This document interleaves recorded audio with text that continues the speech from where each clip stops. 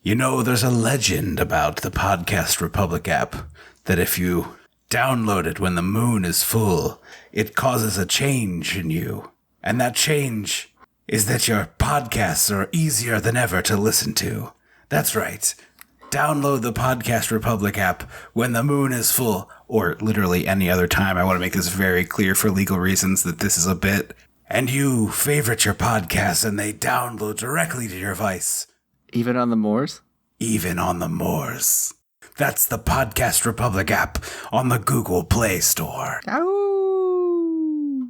We are really, really excited to announce this little piece of news. If you've been listening to this podcast for a while, you may have heard us talking about Halloween Horror Nights and how that was a bucket list item for us. I lived there. I lived in Florida for 6 months at the time, in the October season, and didn't go. And we talked about me coming down then, and then I was like, well, you at least have to go, and you didn't go. I know. I'm an idiot. But thanks to Universal themselves, we are going to be down there to cover Halloween Horror Nights this year. There's a bunch of pieces of it that are 80s related. Killer Clowns from Outer Space. One of my favorite movies of all time, The Ghostbusters, which we'll be getting to in 2020. Don't you worry. Stranger Things, which is 80s related. There's a general scare area that's area 80s arcade themed that I already have a dumb joke I'm going to make. An arcade? Oh, I'm so excited. Yes. Well, I'm excited to make a very stupid joke when we're there. Hopefully it pays off on the video footage. I'm teasing a joke that I'm going to make. Okay. I'm calling my shot in a way that I've never done before. But we're going to do a special podcast from down there. We're going to be doing some interviews with the creative team who bring these things together that we're both really geeking out about. And then they're going to give us entry into Halloween Horror Nights to check that out. This wouldn't be possible without our Patreon listeners. Quite literally, the reason why we're able to do it is because we can afford to go down there and do stuff like this for the podcast. So a huge, huge thank you to those people who've contributed money over the last year and change to help make this a reality. So because of that, Patreon folks are going to get that first. It'll go out in the main feed sometime early October. We're not sure yet, but we're going down September 19th. So as soon as we can get those up for Patreon folks, we're hoping to do that to give them a nice exclusivity window. So if you want to hear it or support the show and more larks like this one where we get to do really cool stuff, visit patreon.com/dissectingthe80s. If you sign up at the $5 level, you get 4 bonus episodes right away and a 5th one coming in October. And then we also do stuff like this. We do these extra things that are outside the normal Dissecting the 80s feed. We try to put it there first. We put our Halloween 2018 review up there first. Just stuff like that to throw to the way of the people that support the show and support us getting to do these cool things. So if you'd like to do that, jump on there now and you'll get it when it goes up. And shout out to Allie with Universal PR team for helping us out. Yeah, they're doing a whole podcast a day, so that's why we're getting to do this. So anyway, that was a long-winded way of saying thank you to our current Patreon supporters and to let you all know that if you want to get access to that early, plus bonus episodes, including October, probably going up around October 12th to 15-ish will be our live episode from the Baltimore Podcast Festival. So that'll be The Lost Boys, which I'm pretty excited to get into. It's a fun movie. Yeah. Anyway, patreon.com/dissectingthe80s. Go check that out. See what it's all about. Find the tier that's right for you. And get some cool bonuses as well. So check that out if you can. Welcome to Dissecting the 80s. I am Trip Lano, one half of the Mega Podcasting Powers. And this, if you can believe it, is the first episode of the 6th season of this program. So we've lasted longer than much better shows like Don't Trust the Bee in Apartment 23 and Happy Endings. That's true. Not to knock us, but there are shows. You did shoot right across the bow there. You are worse than a 1-season television show. No, there's shows that were 1.5 and 2.5, I think. Yeah. But this being the 6th season, we thought, September, Sexy-tember, Septuple, right? Septuple is 6. Isn't that 7? Septuple?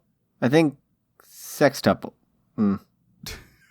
I should have probably looked this up. No, I think sex is 6, sep is 7. Okay, that's what I thought. Sex and 6 were the same, which is why we picked a movie that's a little sexy for our start of season 6.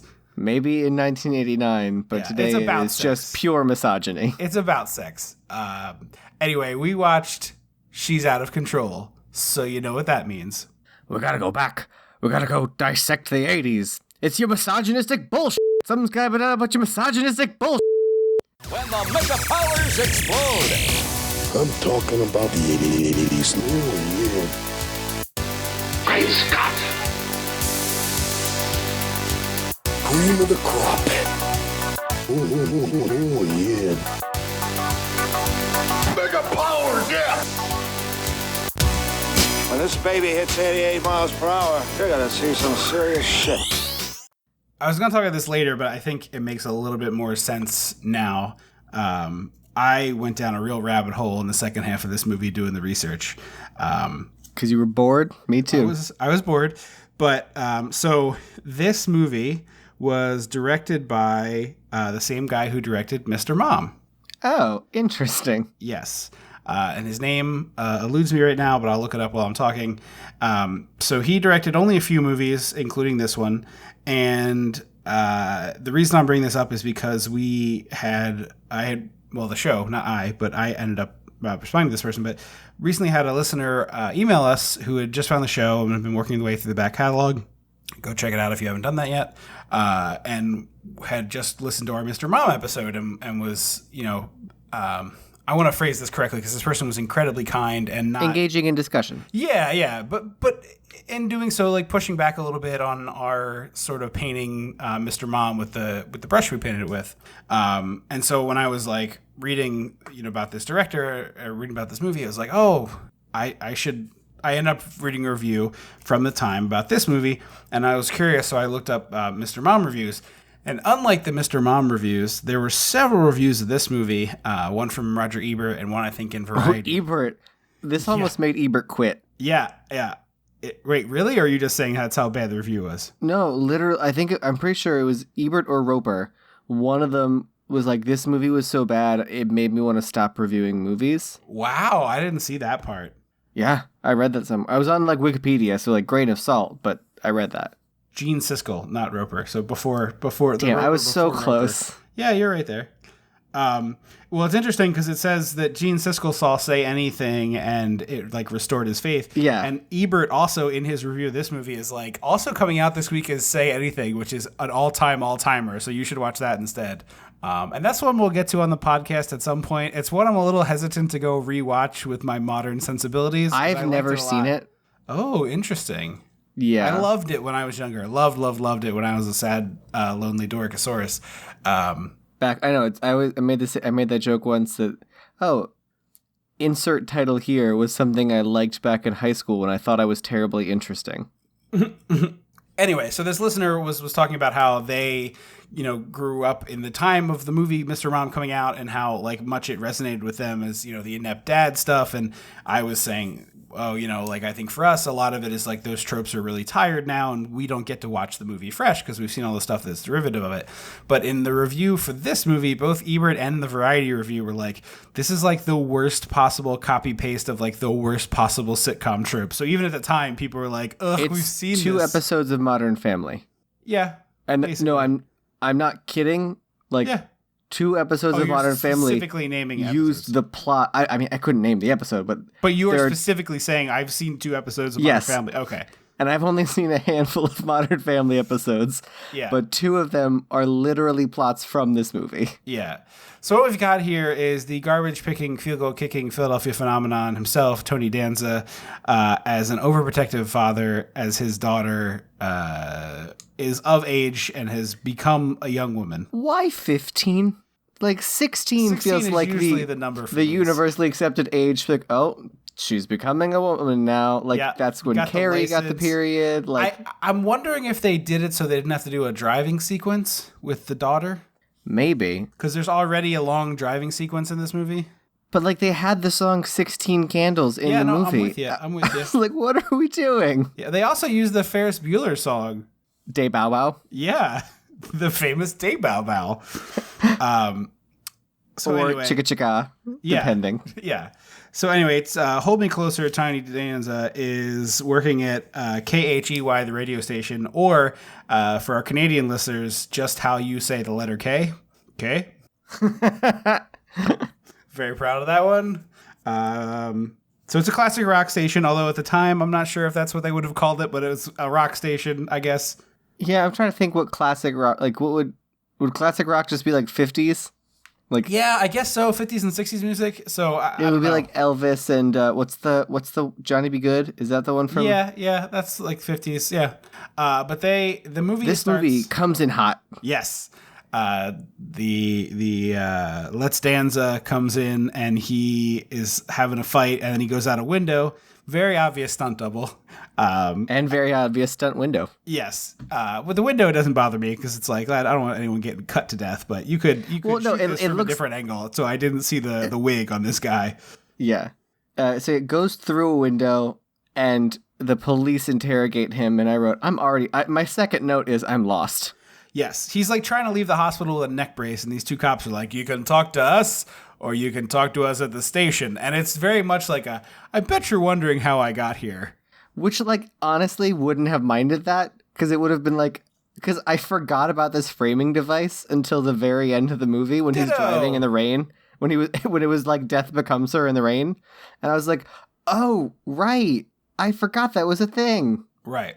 So he's driving home in his convertible. Very nice car. Jaguar. I thought it was ugly. Really? You don't care for Yeah. that style? I like I always say I like whatever the devil drives in a movie. The what now? Like anytime like the devil drives a car in a movie, it's always like a red classic, like like a Christine. Okay. Like I like that old style. I like 'cause this- roadsters, so I get it. it It's a just looks douchey too looking car. It's puffy. douchey. Anyway, in the front seat with him is a giant teddy bear, which is for his.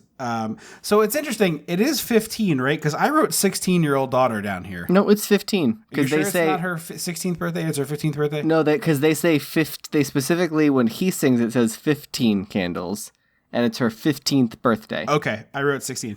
But this is a terrible gift for a 15-year-old or a 16-year-old. Well, considering the scene where he gives it to her is just the beginning of a porn. Well, it's also the beginning of Flashdance. But like the home, if you've ever seen the show The Goldbergs, how they'll Adam will like make his own version of the movie, and it's like, oh, you tried, kid. You wrapped a plate in aluminum foil, and it's Right. Tron. That's what this feels like. It's like his version of Flashdance. Yeah, I mean, it's like a kiddie version. She's doing the dance alone in her bedroom and spinning and sweating a lot. Yeah, but it's their interactions make me uncomfortable, and I don't know why. I think it feels It's very because pornographic. It's because you can't have the energy of like, no one is good enough for my daughter in a movie without it coming across as incestual. But like that's the thing. I'm talking about this scene specifically, where that energy hasn't come in. It hasn't been brought up that like no one's good enough for you. It's just like, here's your birthday present and your ticket to your European school trip that apparently is a thing. Right. So he gives her the teddy bear and she's like, oh, Dad, I already have a teddy bear, which is code for like, what the fuck? I'm 15. But then he's like, oh, also here's a ticket to Europe, which pretty good gift given the circumstances. Yeah, I feel like you could have like put it in the bear's hand or like taped. The bear should have been involved because this feels like a distraction gift. Yes, exactly. She has to cut the bear open with a blade to get the gift inside. It's like the Build-A-Bear where it's got the fake stitching up the back you rip open. Yeah, or it's like a real, no, Paul, it's my dog. Oh my god, she has to skeet shoot the teddy bear for her plane ticket. It's like, you have become old enough to do this. Also, if you shoot too poorly, you're going to ruin your ticket to Europe, so don't do that. Yeah. She doesn't want to go, though. She's got some troubles with the boys, and she's just, you know what? I'm not going to go to Europe, which objectively the wrong choice, but when you're 15, everything seems important. But she also says, like, I don't want to go on the school trip this year. So does the school just go to Europe every year? Yeah, apparently they have just a cool-ass expensive trip. Because it's not like, oh, it's the senior trip. It's just, she doesn't say the senior trip or whatever. She says the school trip. Right, because why would she go on the senior trip? Exactly. So this next scene starts off the what the hellery or what the fuckery, if you prefer. I've already started. We got to the porn energy, and I was like, I didn't get porn energy here at all. Big teddy bear is not porn energy. That's the part that threw me off here. Like, what is that like a thing in the gay community? Is it like no? I'm not talking about gay porn. I'm talking about he hands her the thing, and she's like, "Oh, daddy, I already have one," and he's like, "Well, it's not your real present." Like. Something about the way they talk and the way they're interacting and the way they look at each other and the way they like hug makes me uncomfortable and feels very pornographic. Okay. Well, we smash cut to it's a dance club and everybody's dancing. I think it might be the dance club from Super Mario Brothers, the movie. It's certainly a similar looking set. But this dance club is populated by a bunch of teens, which is confusing. Quote unquote. Well, in the context of the movie, they're teens, which is confusing because how does this place stay in business? And then just Danza dancing with his daughter.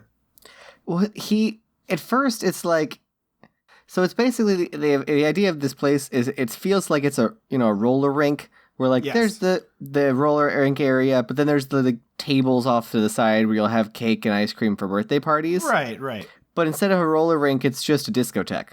Yeah, no, I buy that.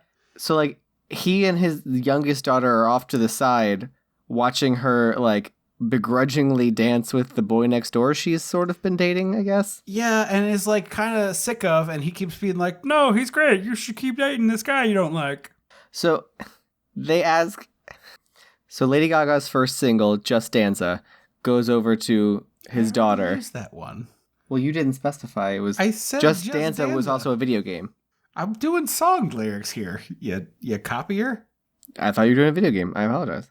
And he's like, you begged me to come here. And she's like, yeah, it's super fun dancing with your dad at a club. And he says, and I quote, yep, give it to us. Nobody knows I'm your father. They just think you like old men. Jump off a bridge. This is your fantasy now. You have made this your fantasy. What you have done is turn this into your fantasy. You gross monster. Go play in traffic. Yes. Go take a nap on train tracks. Yes. I'm out. Just you're gross and I hate you. Yeah. No. Go right to hell. Do not pass go. Do not collect your $200. Yeah. And go straight to jail. You gross man. And then who shows up but Andy Barclay's mom, AKA. The mom from Seventh Heaven? Yes, a.k.a. the sexy scientist from Jurassic Park 4, a.k.a. the one with the whales. Star Trek 4? Yes, Star Trek 4, the one with the whales. You said Jurassic Park 4. I swear to God I heard Jurassic Park 4. Because I was like, do you mean Jurassic World? Who is she in Jurassic World? Star Trek 4, the one with the whales. So she shows up, and this movie has a few nuggets of good Catherine storytelling. Hicks, by the way, is the name of this actress. We should identify her. Best part of the movie? Arguably. She and the daughter, I think, are the best parts of this whole movie. Mm-hmm. The whole time I kept thinking the daughter was Teen Witch. Oh, she does have a little bit of a Teen Witch vibe. Yeah. She's from something that people would recognize. I will get that taken care of. Her name is Amy Dolenz. But so Andy Barclay's mom shows up. Oh, she was in club. Can't Buy Me Love, which is definitely coming to the show eventually. Yes. And she's like, sorry, I'm late. A fabric was like clearly established. She says a line that's like perfectly establishes that she is a hardworking woman. Yep. And they've been dating for 3 years and really care about each other. Yep. And I was like, that's good storytelling. Crisp writing, yeah. It's the only bit of it in the whole movie, but this one sequence is very crisp. Yeah. And so Dad leaves to go to the airport on a vague business trip, which I feel like is pretty common in like movies where just like Dad's on a business trip. Definitely. Because like what would a radio producer be going on a business trip for? Is he, so yeah, he's the producer specifically. Yeah, I believe so. I don't. Even if he's an on-air talent, like what the hell is he But traveling? maybe like he's a radio manager, and it's like a conglomeration of stations. Yeah, maybe. I mean, I don't think. I think your answer is a perfectly valid one. That's a little early for that in terms of radio in the 80s, but it's possible. So they see Dad off, and then they get in the car, and Andy's mom is like, "You sure you want to do this?" And she holds her hand up, and then the daughter's like, "You got it, Thelma." And they grab hands and peel out with with a really cool like tilting camera work. Did you notice that? Yeah, there's a couple of really interesting shots in this movie that like make no sense. There's one later in the psychiatrist's office. It's like a really, really high angle that makes everything feel weird. Yeah, if you sift this movie for the good writing and the good shots and good acting, it's a solid 7-minute YouTube video. Yeah, definitely. And so, as someone who had braces, they go to the orthodontist and say, he's like, hey, these aren't supposed to come off for 2 months. And they're like, yank them. And I was like, no, your teeth will shift. Don't do that. I don't know, 2 months, that feels fine. Like, I'm not a dentist, but like, that feels fine. Orthodontist. Whatever. It's a different job. It's the same. Mouth doctor. Every single orthodontist listener, subscriber to this podcast just quit. Just like rate. You did not have braces. I haven't worn my retainer in years. Because I am blessed with perfect vision and teeth as befitting a god like myself. Okay, well, I had braces and now I have perfect teeth and I'm going to get laser surgery and I'm going to have perfect vision. Yes. So we'll be fine. Yeah, but you will be artificially enhanced. You will be robo macho. Yeah. And you know who else was? Arnold Schwarzenegger and the liquid metal dude whose name escapes me. Robert Patrick. Thank you. But like, no, your teeth shift so quickly. Like if you don't put your retainer in for like a couple months at a time, and then go to put it back in, it fucking hurts. Yeah, no, I'm aware of that. So like, don't let your braces stay as long as they should stay. Yeah, I mean 2 months I feel like is close enough, but that's fine. I will say it was refreshing to see the the like homely girl wasn't just a pretty girl with her hair up in a bun. Yes, they did actually do a bunch of stuff to make Amy Dolenz look less attractive. Because she's a beautiful woman. Yeah. But like they had her in these Coke bottle glasses that made her eyes look like Edna Mode's, and the braces and the crazy hair and the like frizzy stringy hair. Like I was like, oh, good on you guys. Yeah, no, it's a great transformation of this type in movies, which is usually just like you said, a bun and the hair, and that's it. And then they go to the best salon in movies I've ever seen. It is really spectacular. It's two women at the receptionist desk. They're each holding a phone. They each have two phones, and they're talking into conversely. Yeah. And then when they're like, "Oh, we have an appointment for her hair to get done," they like lean over to a microphone, and they're like, "Francois, you're up." Yeah. It's a very Beetlejuicy feeling thing. It is. And then they go to get her contact lenses. Yes. She clearly does not care for this. Well, no, she clearly doesn't have contacts in. They zoom in on her eyes. Oh. Like literally I did not notice that. I have contacts. Yeah. She like opens her eyes and like blinks exaggeratingly, and I looked and I was like, wait a minute, and I rewound, and there's no contacts in her eye because you can see the like edge and the rim. Right. I was like, what are we doing here? Like, just put a pair of contacts in her eyes for this 10-second shot. Right, and pop them right back out. If you're going to do a zoom, like a crash zoom macro lens on her eyeball, put a contact in there. I'm totally with you. So Tony Shut Up and Danza returns, and there's boys at the door, and his daughter is hot now, and he is super shitty about all of this. Yeah, he instantly hates everything, and there's one moment that I enjoyed in this montage of boys where it's like the star football player and he's like, I know you're a great running back or whatever the hell position, but 2 speeding tickets. And I was like, that's funny. Like that's some good work of like, you actually have a thing. Like I need a perfect record. Sorry. Yeah. That's great. Or like if he was like, I have your PSAT scores and, a little light in the math here. Yeah. I feel like 98. I feel like 90th percentile is just okay. Yeah. More of that, and I'm happy with this movie. Yeah.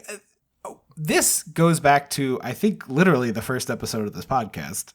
But there is nothing in movies. Military. Yes, there's nothing in movies that I hate more than overbearing, shitty dad. It is the worst of all the tropes that we've covered, of all the movies we've done. I hate this more than anything, and it's creepy to me how real life this like my daughter is not your sexual object type of you mean thinking. how I went into a store on the boardwalk this weekend and Yeah, there I were bet. multiple shirts that said, I have a beautiful daughter. I also have a gun, a shovel, and an alibi. Yeah. Promptly fuck all the way off. But also, ew, like it's so incestual, and I just don't understand this mentality. Like, it's obviously misogynistic, like you said, but it's beyond just like your garden variety misogyny, because it's like there's layers. Yeah, this all boils down to like this man in this movie. It's a marvelous Danza, we're falling apart. It's a marvelous night for a moon, Danza. Had a wife, presumably enjoyed sex with him at least a little bit because they did it enough to have 2 daughters before she kicked the bucket. So he's aware that like women can have and enjoy sex and be sexual creatures and all that stuff. But when it comes to his daughter, he's like, no, live a life without this major piece of fulfillment that most people have. And I'm not trying to like say asexual people don't have real lives or something, but like for most people, that is a normal component of their life. It is an important component of their life. And he's just like, nah, my daughter shouldn't have any of this positive She's stuff. clearly, it's not related to the asexuality because she clearly has an interest in being sexual. Right. Like, that's what she wants. Right. She wants to explore and see what happens. Right. I was just trying to say that, like, I was about to use the word normal, and I try to avoid that because, like, who the hell knows what normal is? But, like, for your average person, I think, I'm not trying to say anything negative about asexual people when I say that, like, sex and a sex life are like a normal, healthy human thing, and it's just so weird. Whatever that means to you consensually. Right. And it's like, yeah, all above board. If you're asking for the opinion of this podcast, everybody should be enjoying what's happening. But it's like, oh, my daughter doesn't get any of that. She is going to be an old widowed biddy who never found love, never had joy, never had anything. It sucks. It sucks. Honestly, so bad. wouldn't be mad about that movie of a retirement home full of the daughters of dads from the 80s who are just like have like serious complexes. Yeah, but they like help the like girls who come read to them and be like, why aren't you being a slut? Right. Exactly. Like and it would be like Lily Tomlin and Betty White and is Cloris Leachman still around? I think so. It would be like them. Is there a website for her, like for Abe Vigoda? Oh. Just be like encouraging young girls to take control of their sexuality. That's a movie I want. It's not even necessarily that, although I'll give you that would be good. It's like so misguided, and he isn't the villain of the movie. And that's the part that drives me insane. Like, I know you didn't see this, but I watched it on HBO because I was very curious to see John Cena's comedy trajectory. And the movie Blockers came out a year ago-ish. Oh, I heard that movie has a good ending. It does. I talked to you about this. The bad guy, that movie's about a bunch of parents like finding out their daughters are going to have sex on prom night, and they like try to stop it. And the villains, plural, in that movie are the parents. It's like, no, you're wrong. You're going about this in a horrible way, and the movie is going to teach you a lesson over and over again about that, which is like what is so good and should happen here. Mm-hmm. That's fair. But also, like, in his minor defense, Tony Danza does walk into a house where the phone rings off the hook for his daughter, and I was like, it's like opening Grindr in a new city. It's just constant, leave me alone. He like takes one message, hangs up, it rings again, takes a second message, hang up, rings again. There's a montage of him just like tearing pages off the message machine message book. At that point, just get a whiteboard. Right, exactly. Or just a notepad. This specific function, someone left you a message notepad, is very silly. Yeah. Also, did you catch that it might have been, I tried to look it up and I could find no answer, but the last date that comes to the door looks an awful lot like John Corbett. That guy from Sex and the City. I've never seen Sex and the City. Oh man, he's like one of the big, he's like, I think his name might be Big. Oh, who, Mr. Big? Yeah. The one who looks old with like a 5 o'clock shadow? I think he has like, I'm just going to Google John Corbett and show it to you. So there was a couple, there snuck 1 or 2 older guys in this group, and I was like, I don't know if this is supposed to be an older guy or what. I can kind of see that. So I thought he kind of looked like John Corbett, the last guy. It's a really fun montage of like opening doors to different boys, which is again a nice way to show the passage of time and what's happening in this world. Right. The couple good jokes of like, you know, star quarterback with 2 speeding tickets like should have been more peppered throughout. Exactly.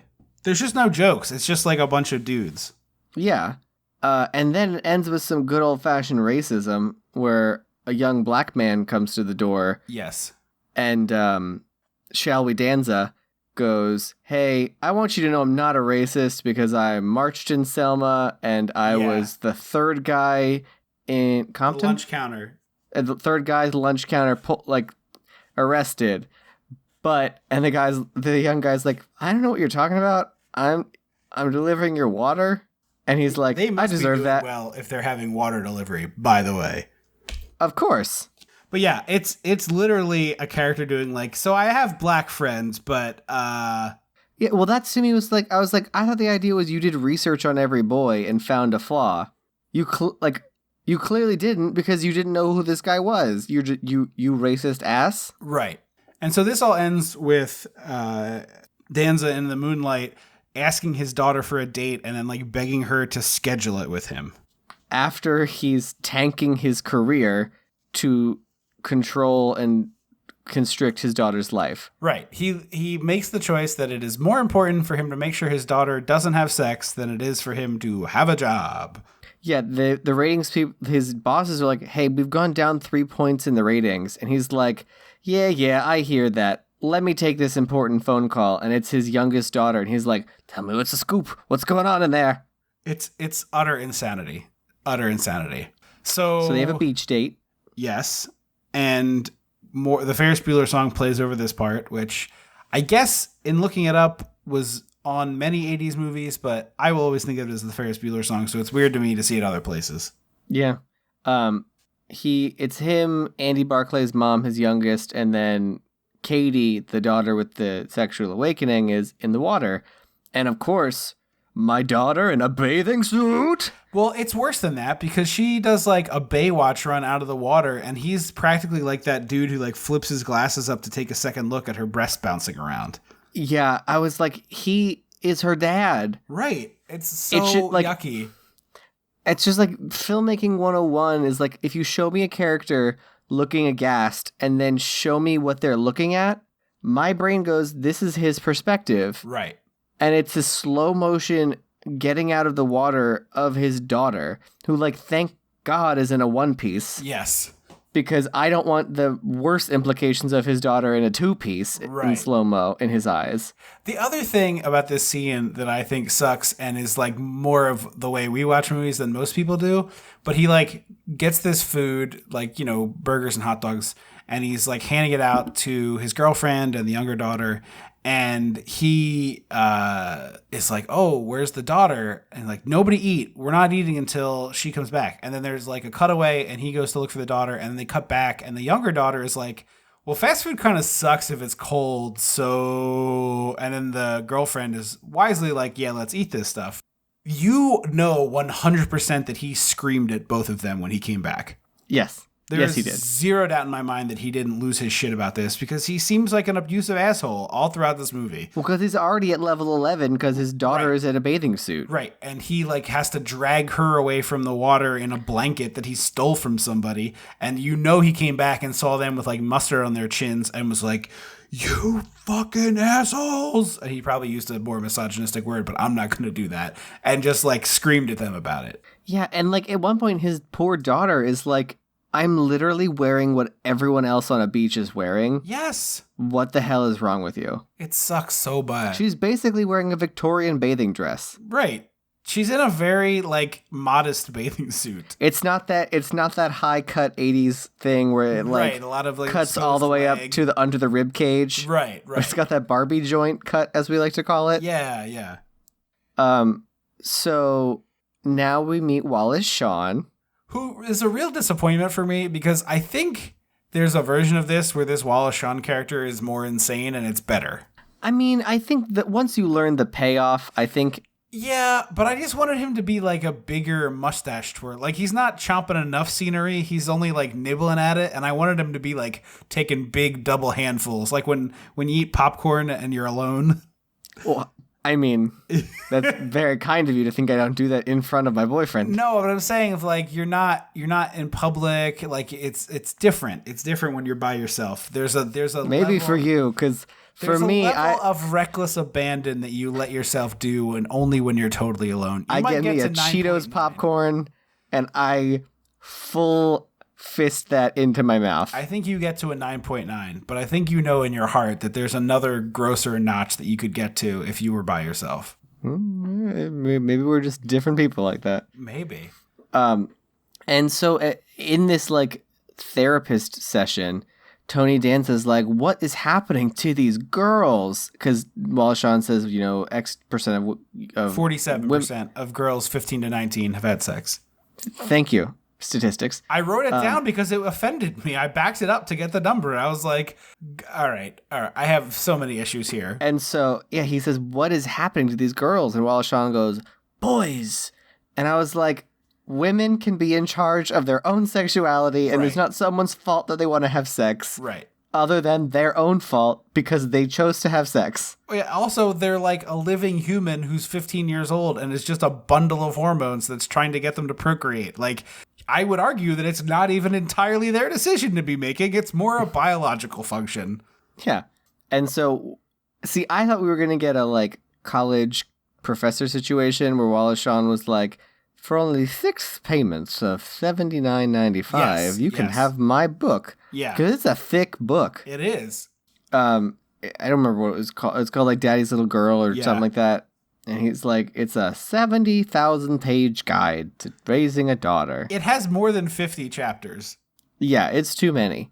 And He it also sort of gives him one good piece of advice as he throws him out of the therapy session, and he's like, hey, put your daughter on the pill. And I was like, yes, put her in charge of her own life.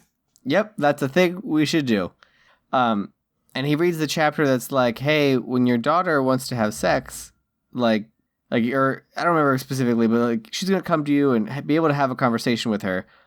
And she, in a rare moment, opens up to her dad just after this and is like, hey, can I talk to you about something? Like, I kind of like this guy I've been dating. At what point do you know that it's right? And it's like letting herself be vulnerable and talk to her dad Absolutely. about something. And this a-hole can't bring himself to have a frank conversation with his daughter who's coming to him, which never happens. Right. And then she's like, you know what? Never mind. Pretend I didn't ask. He gives her some gobbledygook nonsense about, like, you'd be almost dead at this age if we lived 500 years ago. You're worth a dowry. It's so stupid. It's so ridiculously stupid. And, like, I go back and forth on the very common movie trope of, like, your first time should be special and meaningful and blah, blah, blah, blah, blah, blah, blah. Because I think it creates, like, an unrealistic expectation for everybody involved. Your first time should be not a regret is kind of what I boiled it down to. I think that's a good way to put it. Of, like, make sure this is a person that you will not feel ashamed of having done this thing you only get to do one time with in the future. Yeah. I think that's a pretty good rule. Yeah, don't make sure it's someone you won't regret. I think is like a solid. Yeah. So Tony Danza Hall Days goes to see Wallace Shawn again, and he's like, you know what? You should get married. It'd be a good influence. And it's like, boy, how many more traditional nonsense things can we cram into this movie? He was like, she needs a mother figure to replace the lost mother. And I was like, whoa. We are discrediting single parents everywhere. And 40 years after this movie comes out, gay parents. Right. So we find out the radio station is failing. Well, also, he can't have sex now.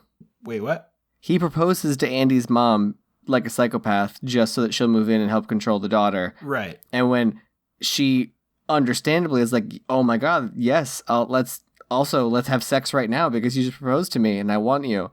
He's like, whoa, sex? What is this? So this actually made me mad because in several ways. But the first was when he walks in before he proposes, he like goes to kiss her and she's like, all right, I spent a lot of time looking this nice. So let's be cool with this and we'll do that later.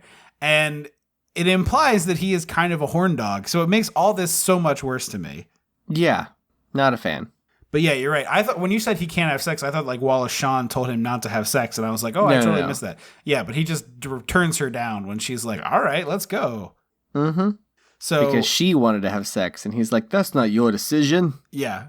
And then so she goes, all right, well, I'm going to go take a cold shower because I don't understand this interaction anymore.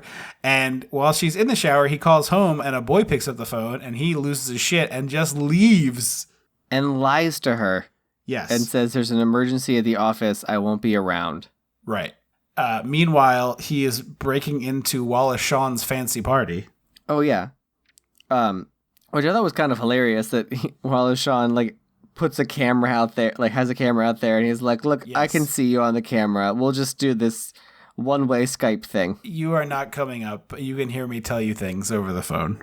And he says, you gotta like make your daughter, like you gotta really get into your daughter's boyfriends, because if you like them, she won't like them. Which was a Modern Family thing. Yeah. When she was... I think I've seen this episode as well, and I also have not seen very many episodes of that show. She was the daughter... It was the oldest daughter was dating Dennis Feinstein. Wait, really? Yeah. Ew. / Janet's boyfriend. Jason Mantzoukas. Yeah. He was a a vaguely older guy who quote unquote designed jeans. Okay. And her dad is scummy. Her dad is the dark-haired guy married to the blonde, right? Yes. Okay. It's the guy from Dawn of the Dead. Yes. Who was a real prick in that too. Such a good prick in that. Yeah. And there was a whole point of like they wanted to let her. They were like, we hate that she's dating this older guy, but if we say anything, she's just gonna date him forever. Right. So we have to pretend that we love this guy. And she's like, yeah, I got you a hotel room and da da da da. And it was this whole big thing. Yeah. So he comes home and the kids are all listening to his records, which like, yeah, and okay. Strawberry Alarm Clock? Yeah. Like, what? But like, okay, these kids are listening to these records. That's why you know this movie is like a baby boomer fantasy, because like not only are they listening to old music, he like starts playing his old music for the kids and like telling them history lessons, and all the kids are sitting there with like rapt attention, like, tell us more about music we couldn't give one shit about. And then they go to a restaurant and he's sitting with the boyfriend. They go to a Sonic, basically. They do go to a Sonic. They go to a drive-in. And the boyfriend, who is dressed like a goth and has like clothespins through his ears and stuff, is like he's more punk than goth, I would say. Okay, yeah, you're right. Punk, not goth. That's what I wanted to say. Anyway, he's like rattling off Rolling Stones and Beatles songs, and I was like, that is not the music this kid is into. And even if he is like into music, like it would not be of this type. It's so against the music that he's representing himself in clothing form as. He's like way into this baby boomer rock, and it's just like the most fantasy nonsense of the movie. Did you already Marvelous Night for a Moon Danza? I did, yes. Damn it. I'm leaving all these in, by the way. Did you do Danza Ing in the Streets? No, you can have that one. Ha! And Danza Ing in the Streets even says like, hey, I did not think you would be into these artists, as though yes, he himself is a meta, like, what? Yeah, why is this a thing? What's happening now? Yeah, who are you, kid? Also, I like the scene right before this, because it's one of those like really bad. Like clearly, some scenes were adjusted because the boyfriend punk kid, when everyone's like so totally into Tony Danza, he's like, "This is bullshit. This guy's a bullshitter." And then they get to the thing. He's like, "You saw the Rolling Stones? Oh my god, you're the coolest guy ever!" And I thought that was, like, as a character thing, very stupid, but I guess is pretty much how all teenagers are. But also, I was like, wait a minute, because so he's playing, like I said, Strawberry Alarm Clock of all things, and they're all sitting around enraptured and like telling them stories and being really engaging, and I was like, wait, he's actually being a good, engaged parent and having fun with his daughter's friends in a non-embarrassing, non-invasive setting. Exactly. So he has the capacity to be a good parent. He just doesn't. Right. It seems like he should get the breakthrough here where it's like, oh, if I treat my daughter like a person, everything is better. I would have loved that. Right. But so he like lets the boyfriend drive his Jag, and then he ends up drag racing. Well, he basically goads the kid into drag racing with his car, which is nuts. I was like, you're going too far. And then so they drive over these train tracks and turn the cars around and drive them back. And of course, the Jag stalls out on the train tracks. Right. And I was like, oh, there we go. Because as soon as they drove over them, I was like, oh, something bad's gonna happen. Yeah. Although they got me with the double thing here, where like the one train comes and it misses. The timing I didn't like. It's too slow. Yes. Yeah. So like, you see the train coming, and everyone's like, "Oh!" And he like doesn't let anyone run to the car. And then, because like you see the angle of the train coming towards the camera, and then cut back to the car, and then back to the train coming at the camera, and then it passes right in front of it, and you're like, "Oh, it didn't hit it." And I was like, "It's just gonna stay on the car, and the other train's gonna come from the other direction." Yep. But instead, they showed everyone's reaction to another train coming. You heard the train, you then saw the angle of the other train coming towards the camera, and then it hit the car. And I was like, we can clip this up. Like, I know I know that I have a YouTube mind, but like, we can speed this up a bit. Yeah, I'm with you. I thought it was a good gag, though. I got a legit. And then the car really. That explosion was kick-ass. Yes, it's awesome. And it's somehow, one of the best explosions we've seen on the podcast in a long time. It's up there with, I think License to Drive was a pretty great explosion, if I'm not mistaken. Yeah. It's the only thing they spent money on in this movie. Yes. I mean, maybe getting, did we do Danza with me? Sure. Maybe spending money on Danza with me. Maybe. But somehow there's anything left of his car after it was hit by a train and exploded.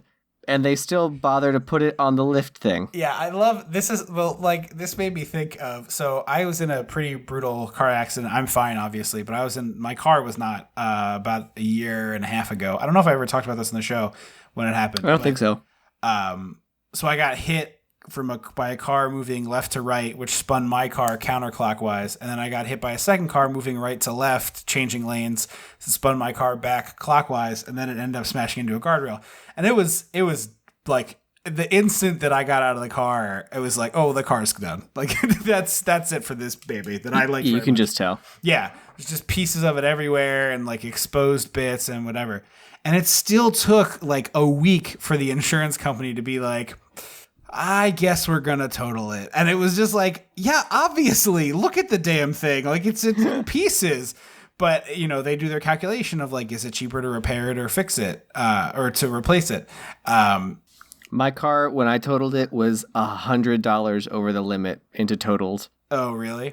Mine was not. Mine eventually was not. They kept finding more stuff. Well, you basically had the cube from Brave Little Toaster. Yeah, no, I did. I mean, the car didn't get scrunched in small ways at all. It just got ripped open like a can opener in every direction. But it just made me think of that because I was like, yeah, I could see the insurance company being like, well, it is a specialty vehicle, so we... So I wrote a note here that says, OMG, the misogyny... Oh, you know what? I just remember. I was about to be like, what was I writing about? They get in the car and his daughter's like, yeah, I realized when he was drag racing that he's that's just shows how immature he is. So I broke up with him. And Tony Danza's like, whoa, you just line him up to knock him down? Like, what do you think? Your beauty is a weapon? Yeah. And I was like, calm down, Chad. Yeah. Like, also, what are we doing here, pal? What's going on? Like, first of all, this is your goal. Second of all, be less shitty to your own daughter. Yeah, it's like... You incel loser? Yeah, you piece of garbage. And then Richard, her boyfriend from the beginning of the movie, shows up dressed like... Full punk outfit. The punk guy whose name was Joey, I think. Joey. Oh, Joey, by the way, the guy from Twin Peaks. And you would probably remember from the Sykes Twin Peaks episodes. Oh, really? Yeah, Joey was the, I want to say the quarterback. The detective? No, I want to say he was the quarterback. He was in, like, all of the Twin Peakses, the new reboot. I need to watch that show. It feels like it's up my alley. I can't get into it. I've tried 3 times. It's just not for me. I know, but it feels like it would be for me. Do you like David Lynch? I like weird stuff. Okay. I like weird, spooky stuff. Yeah, I don't know. David Lynch is like a whole different plane of existence. It's just not my cup of tea. He was also in Return of the Living Dead. Oh, it's been a minute since I've seen that one. And even then, I don't know if it was the first one that I've seen. Right. So Danza Macabre is like consoling all these boys in different rooms, which is actually a gag I enjoy. It's like... Into that gag. Yeah. You got you got Joey in one room. You got I think Robert is the other kid. Rich.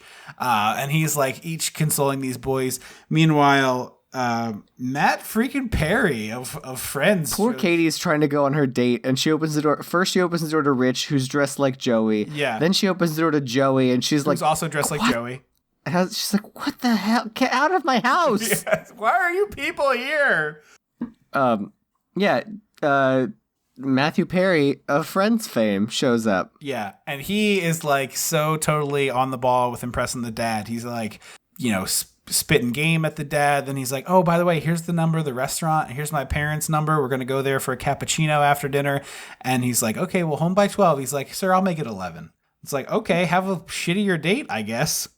Yeah.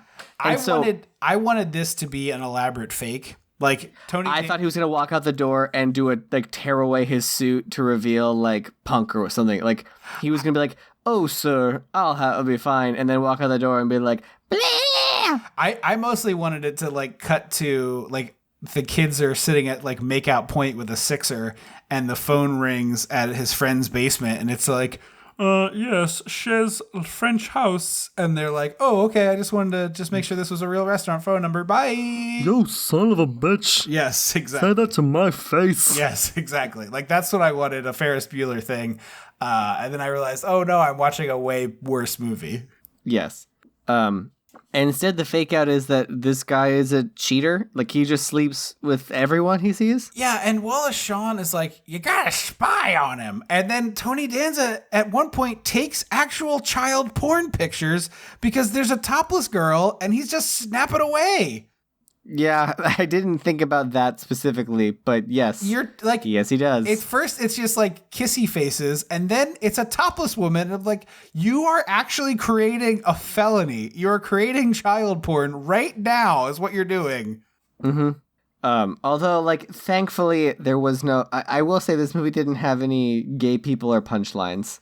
Yeah, I expected which, like, that. Could have easily, like, thrown in a lesbian date. Yes. Thrown in Matthew Perry has a guy sneaking out of his... Like, there could have been that moment. Right. And so now, all of a sudden, has to be a disciplinarian, I guess. And rather than show his daughter these photos of her boyfriend making out with other topless women, he's like, she snuck out of her room. Instead, I'm going to ground her. What? So I'm torn here because I think this is the better tactic than revealing. Like, if this had been like, oh, I've made a huge mistake and I was spying on a teenager and I took child porn photos, which, by the way, who developed them? Because they're also culpable. Yeah. There's not a scene where Tony Danza is like feverishly developing these in a darkroom he built in his basement. But it's like the daughter is probably going to respond better to you being like, oh, you're grounded, than like, oh, your boyfriend is cheating on you and I have the proof because I've been following him with a camera instead of going to work as my radio station continually plummets.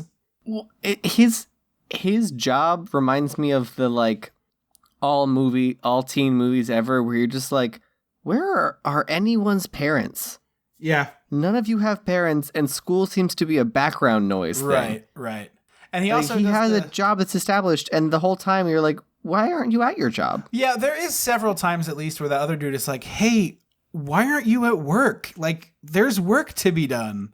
And then haven't seen her since the proposal, but guess who's here? It's Andy Barclay's mom. Yes, and this is the part where I was like, oh, the movie is going to turn here, and it still makes you wait a full, like, half hour from this. But she comes in with a bunch of his clothes, and he's like, what's the deal here? And she's like, oh, my parents are coming into town, and my dad will, like, be upset if he sees your clothes. And he's like, you're a grown woman. And she's like, yeah, but, always daddy's little girl. And this is the moment that, like, she looks him dead ass in the face and is like, I think you know what that's like. I could have Danza'd all night. Yes, exactly. And it's like, okay, this should be the moment where the character is like, oh, I'm really fucking up here, huh? Instead, he also had all the trees taken down and chipped outside of her bedroom. Oh, I didn't even put that together until you just said it. That's kind of clever. Yeah. It's kind of clever. She walks it. I thought, like, there's a few moments of clever in this movie. Yeah. I 7-minute like YouTube video, baby. Yeah. It's funnier if it's him with a chainsaw. But I like the chipper. I like that it was a full... Yeah. But it's like, it's funnier if he has like, it's like Mr. Mom when he has all the protective gear on with the chainsaw and he's like cutting down the tree himself and the girlfriend shows up and is like, what you doing there, bud? That's true. And then we get like 100% a line written by a baby boomer Chad before Chads were a thing, where she goes up to Andy Barclay's mom goes up to Katie's room and she's like, "Stop crying. I'm a woman. You know that only works on men." Yeah. And I was like, stop it. All of you stop it. So clear. Why did no one speak up? Yeah.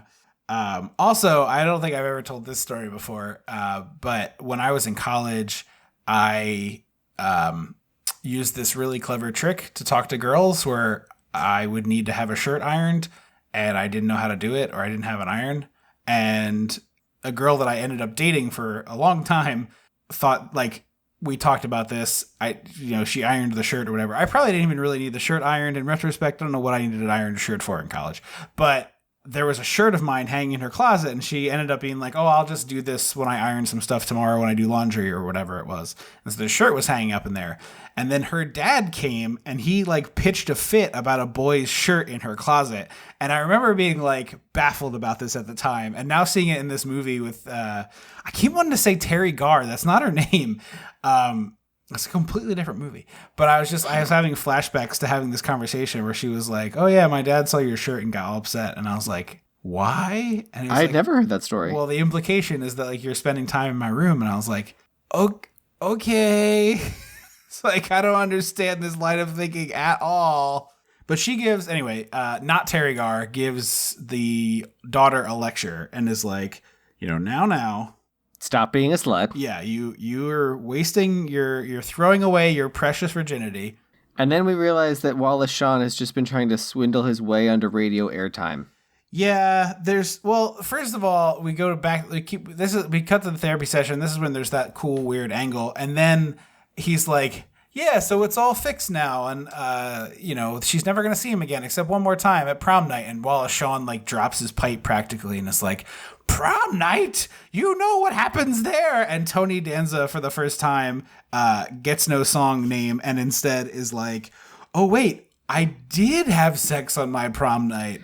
I was like, so did everyone else in the fucking universe, Tony. Like, that is a universal thing of what happens on prom night. Right. It's like first you Danza in the dark and then you Danza in the dark. Sometimes you go to your after prom in between. Ours was sponsored at the high school. There was a hypnotist. I did not have an after prom or do that other thing. Just to go on record. I just to put on record, I did not have an after prom. I did not do that other thing. We sat in my friend's basement and I think there were 8 of us and someone had an extremely small amount of alcohol and then we all had someone bought like 3 wine coolers. It was like somebody stole some flavored vodka or rum, but it was like a half of a water bottle. So like everybody got like a good swig and that was it. I was a very cool kid. And I think I didn't drink it all till college. So, and people don't believe me when I say that. That was the first time that I had any booze that I remember. Like other than a sip from a parent kind of situation. Yeah, my first time was up at the acting intensive up in upstate New York in between senior year and freshman of college. So relatively the same time period. Basically the same time. He also, sorry, I'm reading back to my notes to find out where we are in the movie. Danza Revolution. He judges the hell out of his girlfriend for the clothes thing. He's like really judgmental about the whole thing when he's like, "You're a grown woman." Like he's very shitty about it. And he still doesn't realize it, which drives me crazy. Yeah, like this will be you. This is the ghost of your future. Right.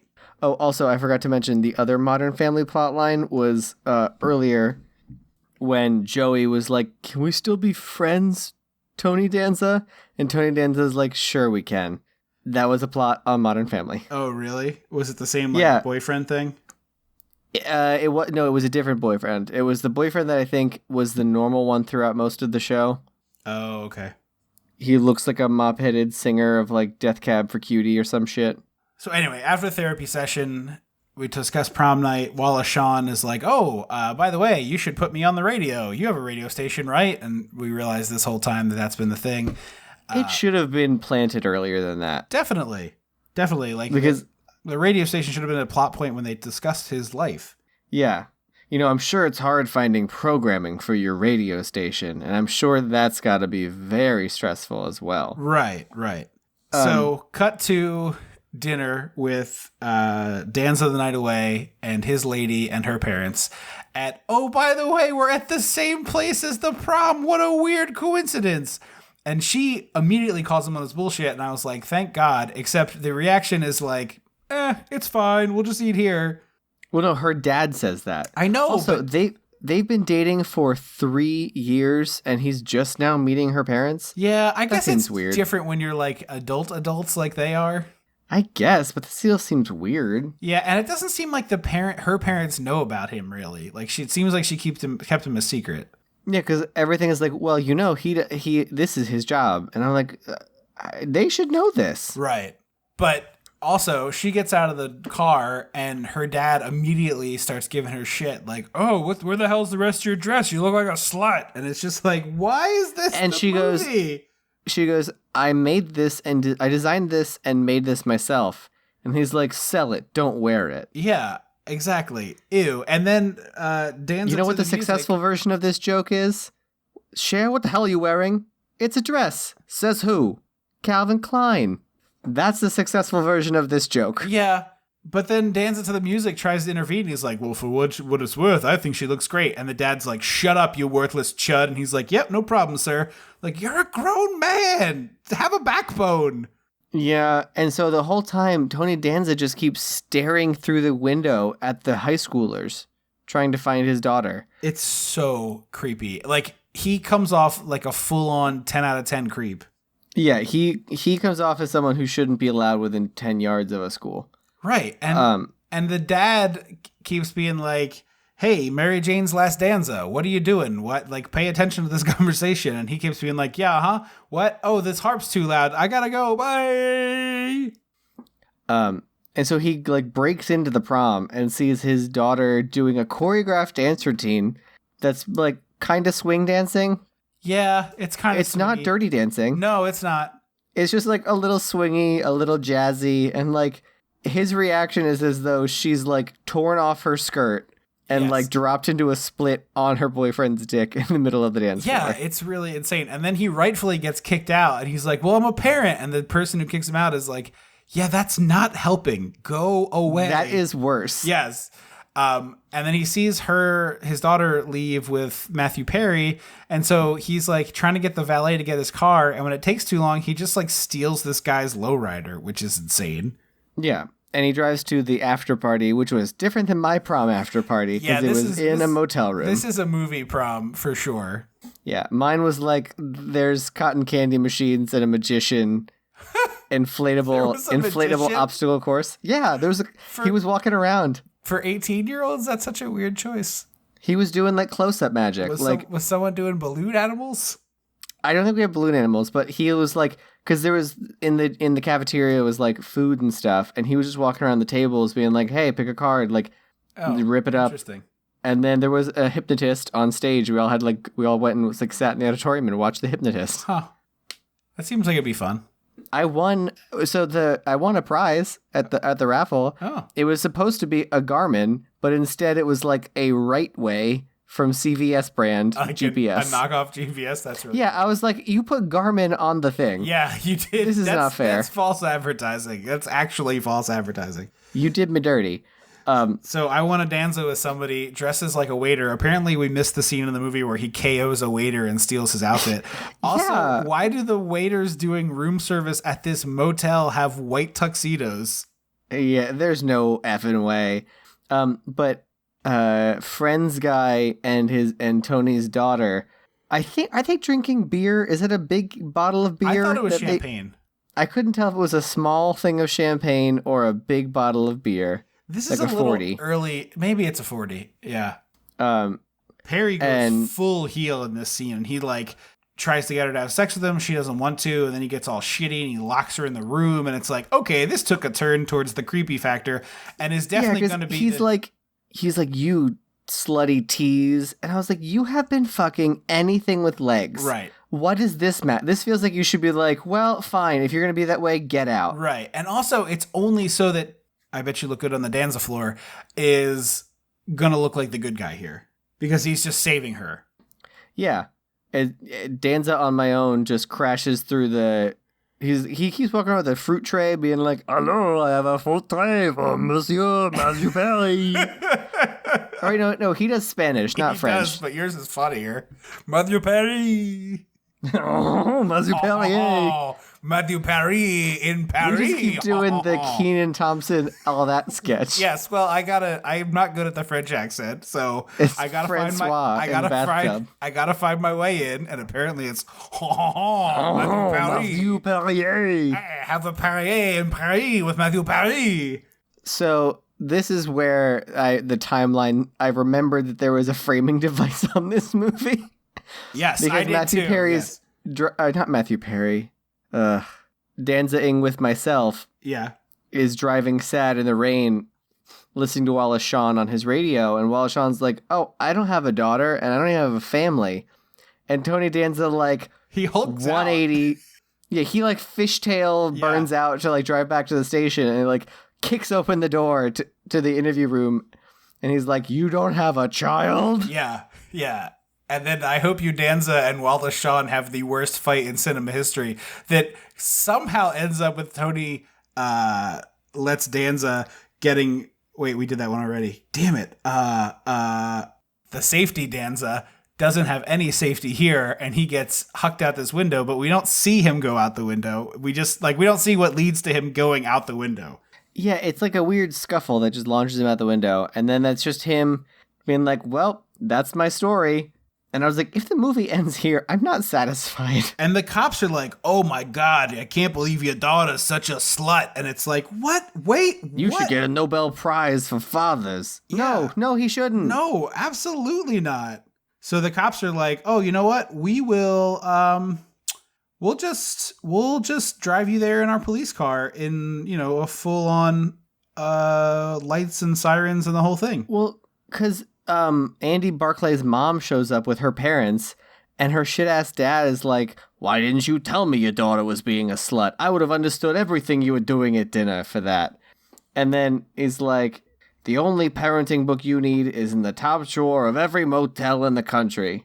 And I was like, literally screaming watching this, like, no, I do not abide by this turn that you're trying to take. Absolutely not. But then Andy Barclay's mom's like, shut up, Dad, we're leaving. Yes, it's the only time that woman gets to speak in the whole movie. And so they... This is also the worst dramatic airport run in the history of cinema. Yeah, because it's not dramatic. But it's also for a shitty reason. It's like, I need to apologize to her because I think she's a slut. Because I've been a shitheel this whole movie instead of like... Because I've been telling her this whole time that I think she's a slut. Right, exactly. It's like, it's supposed to be this big gesture. And it's like, this isn't a big gesture. You fucked up a lot and are barely reconciling right now. Yeah, and it's that weird plane boarding thing that like I only ever see like presidents do. Oh, I've done it a bunch of times. I've only done it once. It's a smaller airport thing. Yeah. But they apologize. Everything is good. Where you board on the tarmac is what we were talking about there. Yeah. And then Richard is there, and they don't really show you what he looks like, but apparently he looks cool now. Yeah, he like got a makeover in the same way she did and like looks like a cool kid. And then the youngest daughter has a date. Well, and she's wearing the coolest dinosaur suspenders. She is I was very jelly of the dinosaur suspenders. But before that, Wallace Shawn and the Humpty Danza's like producer guy friend is like, oh, we've got the best show ever. You two will just scream at each other. And I was like, oh man, it's like all shows on television now. It's just people yelling at each other. Mm-hmm. It's like that bit from The Birdcage. Yeah, no, exactly that. But yeah, so then it's like ding dong, boy at the door. Oh, my daughter's in Europe. Oh, I'm actually here for your other daughter. And then she comes down the stairs in slow-mo. And my reaction is... Because this movie is a big wet fart. Yeah, this movie's bad. I just do not understand this whole thing. I never will understand this whole thing, and it just makes me upset every time I watch something like this. Any other final thoughts? I mean, like, it's fun to make fun of, very much so, but it's not a good movie. Yeah, it's really not. It's super misogynistic. It doesn't have a lot of jokes in it, and like unless you find the idea of all she wants to do is Danza, like opening his eyes real wide and thinking his daughter is a slut all the time, there's not much here for you. Yeah. But we were struggling with what to do in this slot and this theme, so this is probably one of the better choices we could have made. We are going to do the Hall of Fame stuff in just 1 second, but first, real quick, don't forget to rate and review the show on iTunes or wherever you get it. If you do somewhere other than iTunes, just take a screenshot and send it to us. We read those on the air, and it has been a little while. Visit patreon.com/dissectingtheeighties. Take a look at those pledge tiers and see where you fit in. We are very close to the bonus commentary track that all Patreon supporters will get. So if we get there, if we get there, we're going to let the Patreon folks pick the movie. And I think we're going to do it like a power hour, although I'm not 100% sure on that last part, but I think that's the plan. TBD. And find us on Twitter at Dissect the 80s and Dissect the 80s on Facebook. We always love hearing from listeners, just like that really cool person who emailed us to talk about Mr. Mom. I enjoyed that conversation very much. So before we let you go and we tell you what the next movie is, we need to do the very important election to the Hall of Fame. So I'm going to let you go first. Elect something from the past year to be in the show's Hall of Fame. I have a pretty good idea of what you're going to say. So I own 3 vinyl records. One of them is a drag queen folk country album. Uh-huh. One is the original motion picture soundtrack to the 1970s Carrie. And the third one is the original motion picture soundtrack to The Best Little Whorehouse in Texas. And I picked Dolly for the Hall of Fame this year. And hopefully you'll actually write this bio and send it to me so she can go on the website, unlike in past years where you have neglected to do that. But that's a good pick. I assume that's where yours was going to go. It was either her or I couldn't remember if One Magic Christmas was this Christmas or last Christmas. It might have been 2 Christmases ago. Because I was like, oh, what about Mary Steenburgen? Yeah. This is a tough one because I think we're officially out of Michael Myers movies now. Yeah. Yeah. So we might be. Because we've done 2, 4, and 5, and he's not in 3. So I think I almost picked horror. Just like horror, 80s horror in general to go in the Hall of Fame. That's a little broad, but okay. But we had such a great year this year of 80s horror. We did. We had a lot of really good horror movies this year. Yeah, I mean, both Halloween movies. We did Predator, which is kind of a horror movie. We did A Nightmare. We did A Friday. Yeah. Texas Chainsaw 2. Yeah, Texas Chainsaw. Pet Sematary. We did a lot of good horror this year. I don't know that we did A Nightmare or a Friday in this season, but that's okay. Anyway, I struggled here a lot because we did a lot of really interesting stuff this year, but I struggled with like what deserves to be enshrined in the Hall of Fame. And the thing that I remember having the most fun with discussing this year is within the movie Critters, which was an episode I really enjoyed, a movie we'll have to go back. What do we keep calling it? Ghoulies? Yeah, we'll have to go back into those movies later. But what I am electing to the Hall of Fame this year is the tiny tuft of hair on the front of character actor M. Emmett Walsh's head. It is basically its own character in that movie. I think his performance is great. I genuinely really like M. Emmett Walsh. I think you're generally in for a good time when you see that guy. But I particularly love the extra character that lived atop his head in that movie. The way they styled his little tuft of front hair for the mostly bald gentleman is really chef's kiss. So that's what I pick. The tuft of hair on the front of M. Emmett Walsh's hair. That's a great pick. My runner-up was The Village People. I figured as much. My runner-up was going to be Laurie Strode, who's now never going to make it in. Oh, well, she could. She can't. It has to be something we've covered Correct. This year? Yeah, that's how the rules work. The arbitrary rules that we've created. Hey, there are rules, and we follow them. And the rule is, it's from your favorite thing of the past season. So, sorry, Laurie. You know we love you. We did a whole bunch. Well, then I feel like maybe I should do The Village People instead of Dolly, because there's other Dolly opportunities. There aren't, though. She didn't do any other stuff in the 80s? No, we talked about this when we did that show. There's like a TV special. Anyway, you said it already. It's already ensconced. It's been out in the air. People have heard it, so it's there. So yeah, that's our Hall of Famers. Keep an eye out for them on the website of the show, dissectingthe80s.com. Thank you all so very much for listening. Don't forget to check out the Patreon for that awesome Halloween Horror Night stuff coming your way probably around September 20th, give or take. I'm not 100% sure on that date, but that's probably pretty close. We will be back in 2 weeks. We will be back in 2 weeks to celebrate the release of Rambo 5, The Final Bloodening, with Rambo: First Blood 2. God, these movies sound so stupid. Well, the first movie is called First Blood, and then everyone just started calling it Rambo. And so when they were making the second one, they were like, well, we should just call it Rambo. And they're like, yeah, but it's First Blood 2. So it became Rambo: First Blood 2. Oh, I didn't realize that. And then I believe the third movie is called Rambo 3.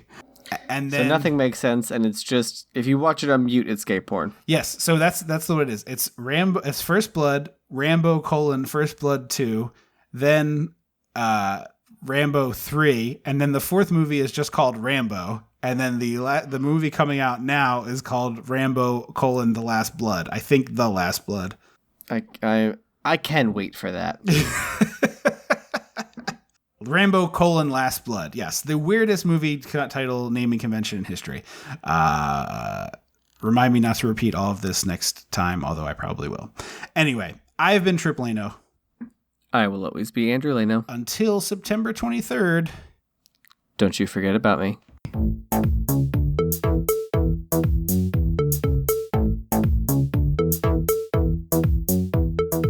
Dissecting the 80s is a Chum Some of This production.